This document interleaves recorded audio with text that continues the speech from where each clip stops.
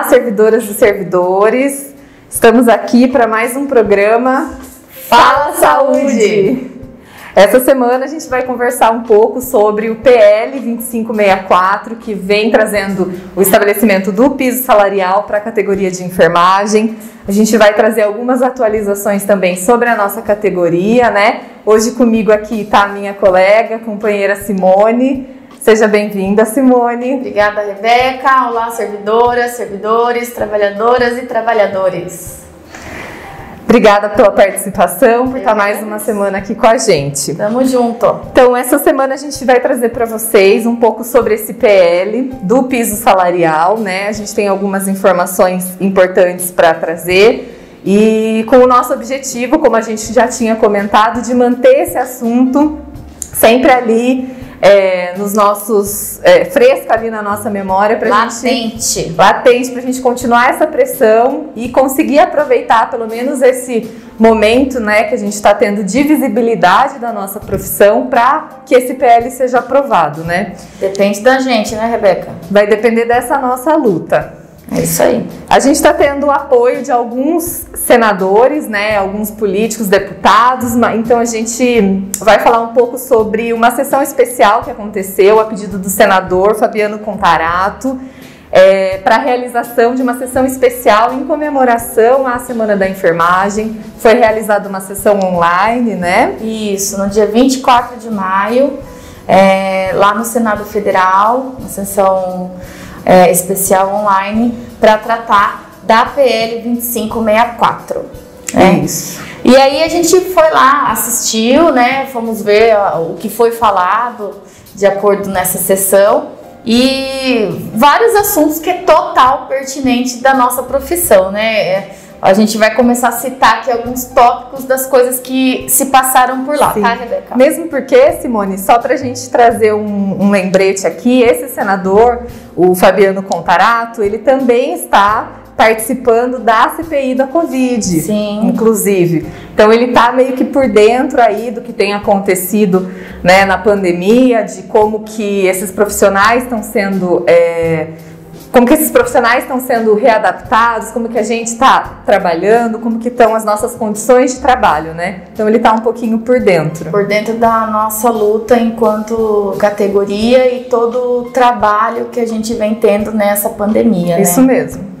Isso é muito bom, porque a pessoa está entendendo a nossa vivência, porque faz a diferença isso, né, Rebeca? Exato. A pessoa entender a nossa vivência, o que acontece na prática do nosso trabalho, para levar isso a outra instância onde as pessoas não veem e não enxergam o que a gente faz, né? E isso faz muita diferença.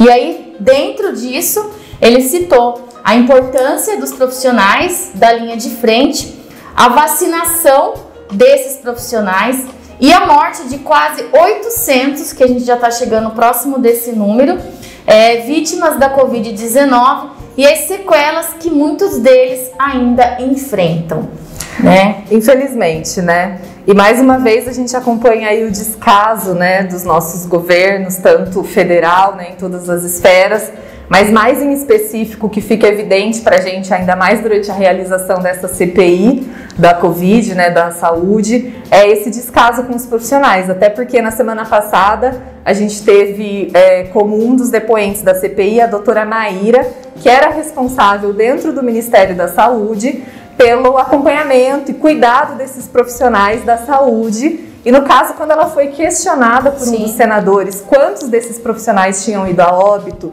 quantos desses profissionais tinham sido contaminados, ela não sabia nem informar, né, o número desses profissionais. A pessoa que deveria estar por dentro dessas informações. Então, mais uma vez, a gente vê como ainda dentro de uma pandemia onde fica tão evidente o nosso trabalho, né, a nossa colocação profissional, a gente ainda tem todo esse descaso com a nossa profissão. Com certeza.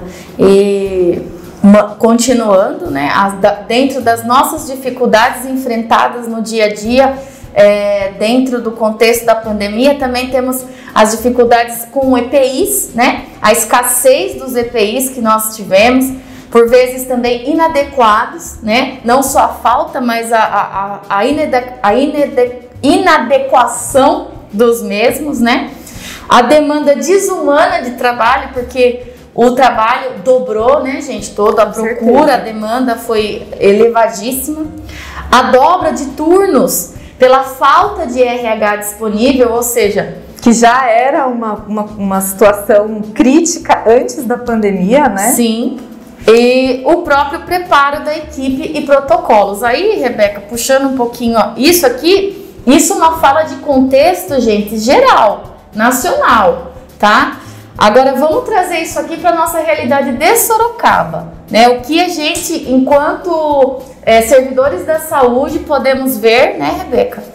As dificuldades enfrentadas pelos nossos colegas da linha de frente aqui na nossa cidade e tudo que a gente teve que tentar correr atrás para ver se conseguia melhorar de alguma maneira. Sim, principalmente com a questão dos EPIs, né? A gente viu que, infelizmente, algumas dessas denúncias que foram feitas à época acabaram culminando em investigações, né, em prisões, exonerações até da prefeitura. E como é difícil para a gente, enquanto trabalhador da saúde, ver que existem pessoas que se aproveitam desses momentos críticos ainda, né?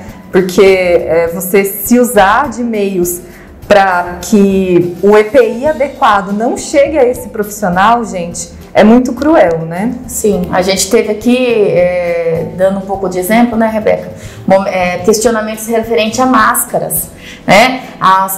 As PFF2, exatamente. Né? Várias vezes nós tivemos que fazer ofícios pedindo, a gente recebia denúncias, as fotos das máscaras que eram entregues para nós servidores, para utilização na linha de frente e que não eram adequadas, né? E a gente por vezes tinha que recorrer através de ofício, tentando o diálogo com a administração, mostrar, olha, essa não é adequada, precisa proteger melhor os nossos servidores. E foi bem complicado. Exatamente. E tendo dentro ainda desse contexto uma questão política, uma troca de secretariados que nós sofremos várias aqui. Foi constante, né? Então isso também dificultou bastante, né, o nosso trabalho.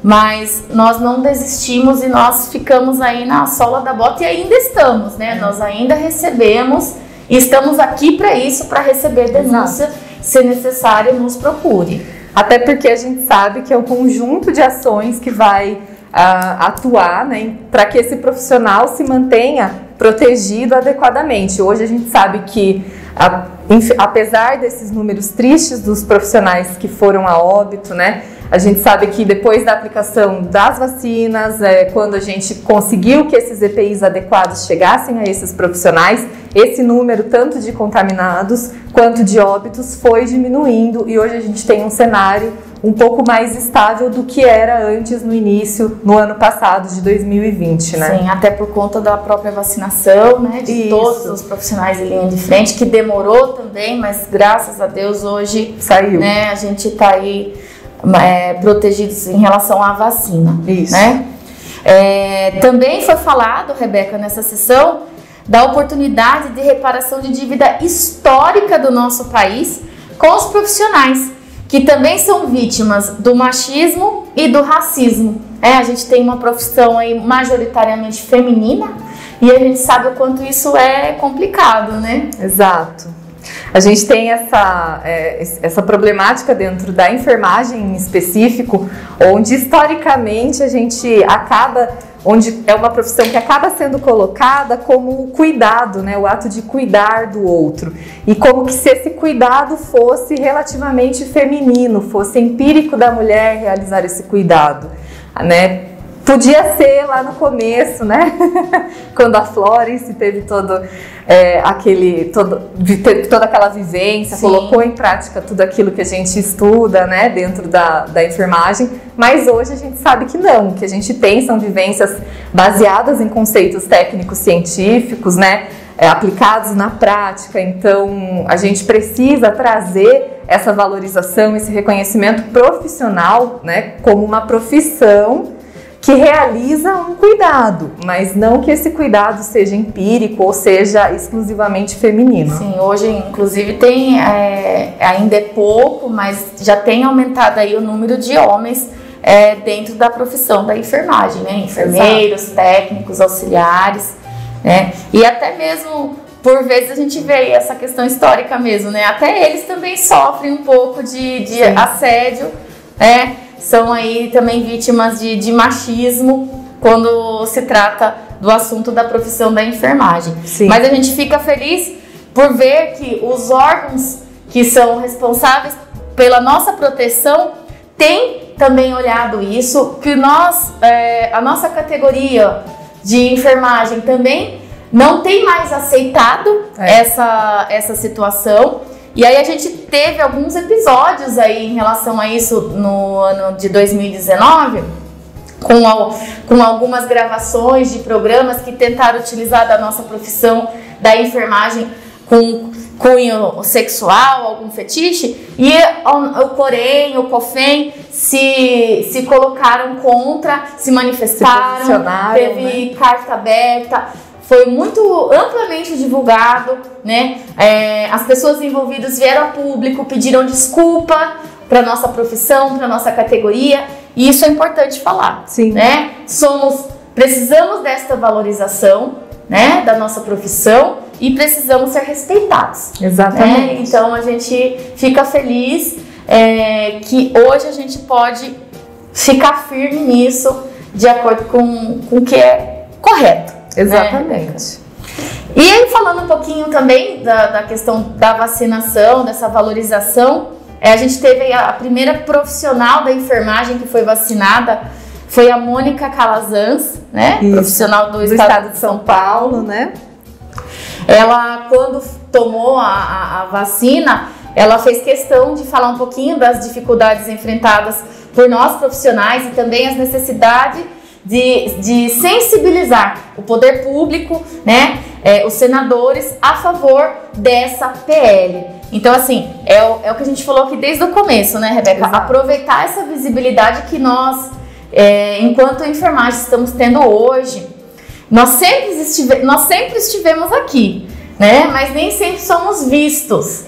Então, a gente tem que aproveitar essa visibilidade nesse momento e fazer pressão ao poder público, não só nós, mas mobilizar nossa família, né? Até a Rebeca falou desse contexto familiar, né? Mobilizar nossa família, nossos amigos, porque sempre que alguém precisa, é a nós que vem, vem aqui, me ajuda. Então, exato. É um momento que a gente também precisa de ajuda, também precisa de apoio, né, Rebeca? Exatamente, a gente sabe que o PL tem aí um longo caminho a percorrer, por isso que é importante a gente manter esse assunto aqui fresquinho, tá sempre conversando com vocês, pedindo para que vocês entrem no site, a gente sempre vai deixar disponível nas nossas postagens o link de acesso.